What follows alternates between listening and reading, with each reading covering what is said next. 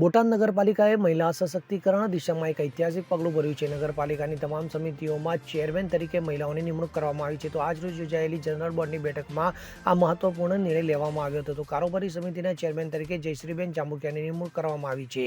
તો સમાજ કલ્યાણ સમિતિનું નેતૃત્વ આશાબેન જોશીને સોંપવામાં આવ્યું છે. ત્યારે આરોગ્ય સમિતિના ચેરમેન તરીકે સોનલબેન ચુડાસમાની પસંદગી કરાઈ છે. તો પ્રાણી પુરવઠા સમિતિનું સુકાન નમીલાબેન કળથિયાને સોંપવામાં આવ્યું છે. તો બાંધકામ સમિતિના ચેરમેન તરીકે વર્ષાબેન કુકડિયાની નિમણૂક થવા પામી છે. તો નગર રચના અને શહેર સુધારણા સમિતિનું નેતૃત્વ દક્ષાબેન ધરજીયા સંભાળશે.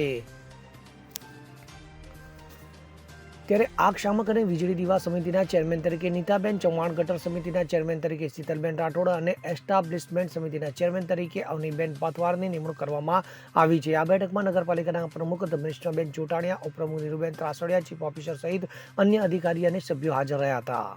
Bureau report, CN24 news. હવે જુઓ દેશ દુનિયાની તમામ ખબરો તમારી આંગળીના ટેરવે.